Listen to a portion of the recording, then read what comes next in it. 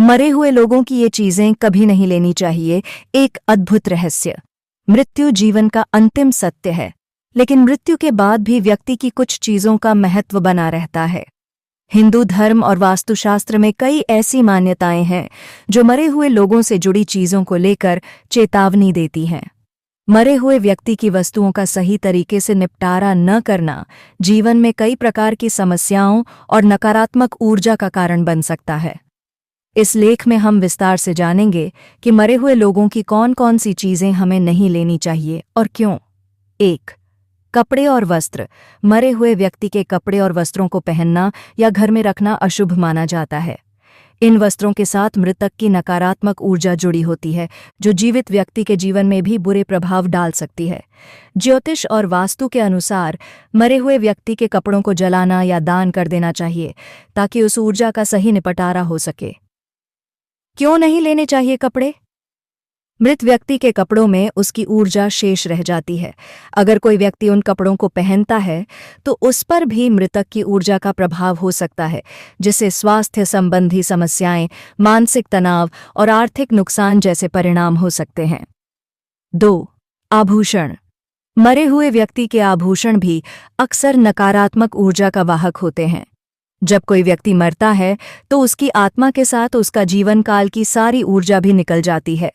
इन आभूषणों को पहनने से उस ऊर्जा का असर जीवन में परेशानियों का कारण बन सकता है। विशेष रूप से सोने और चांदी के आभूषणों में ऊर्जा का संचरण अधिक होता है, इसलिए इन्हें संभालने या उपयोग करने में सावधानी बरतनी चाहिए।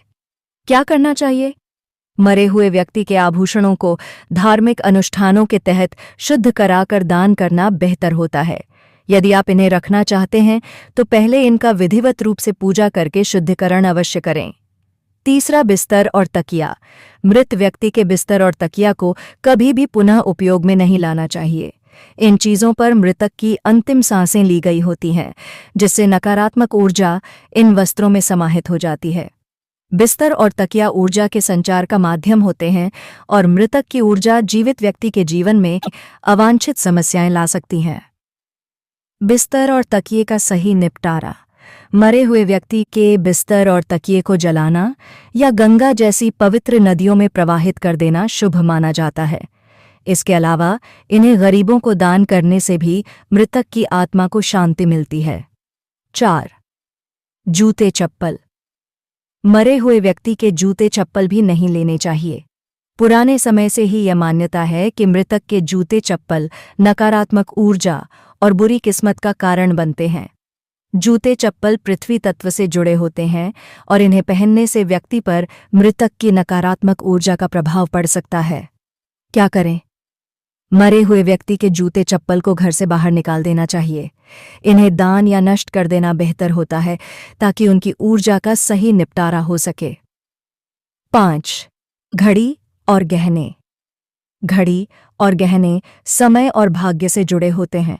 मरे हुए व्यक्ति की घड़ी या गहने पहनने से उस व्यक्ति का भाग्य और समय जीवित व्यक्ति के जीवन में प्रभाव डाल सकता है।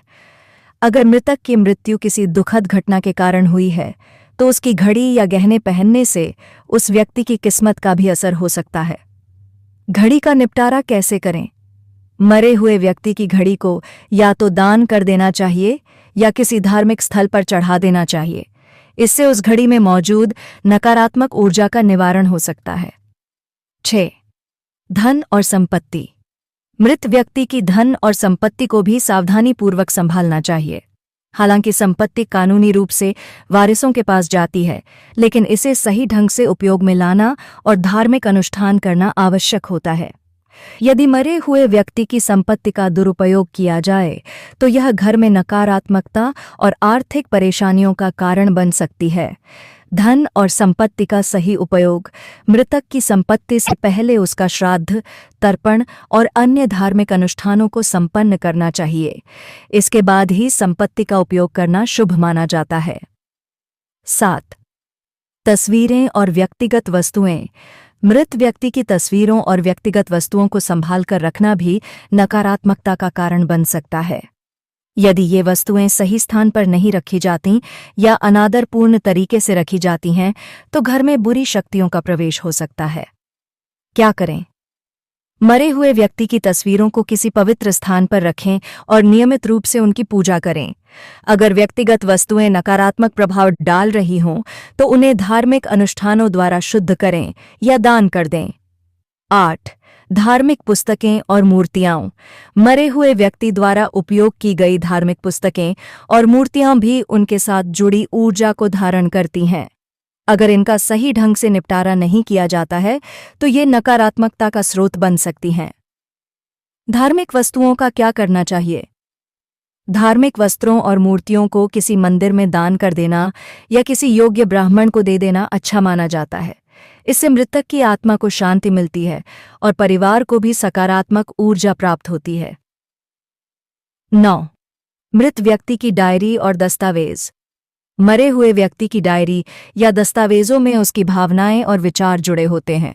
अगर इन दस्तावेजों में नकारात्मक बातें या चिंताएं लिखी गई हैं तो इन्हें पढ़ने या रखने से व्यक्ति के जीवन में मानसिक तनाव और नकारात्मकता बढ़ सकती है। डायरी का निपटारा। मरे हुए व्यक्ति की डायरी और व्यक्तिगत दस्तावेजों को संभालते समय सावधानी बरतनी चाहिए। यदि इनमें नकारात्मक बातें लिखी हों तो इन्हें नष्ट कर देना चाहिए। इसके अलावा अगर ये दस्तावेज महत्वपूर्ण हों तो इन्हें धार्मिक अनुष्ठान के तहत शुद्ध करके संभालें। समाप्ति। सही निपटारा आवश्यक है। मरे हुए व्यक्ति की वस्तुओं का सही ढंग से निपटारा न करना घर और जीवन में नकारात्मक ऊर्जा का कारण बन सकता है। हिंदू धर्म और वास्तुशास्त्र में इन चीजों को धार्मिक रूप से नष्ट करने या दान करने की मान्यता है ताकि मृतक की आत्मा को शांति मिले और जीवित व्यक्ति के जीवन में सुख समृद्धि बनी रहे।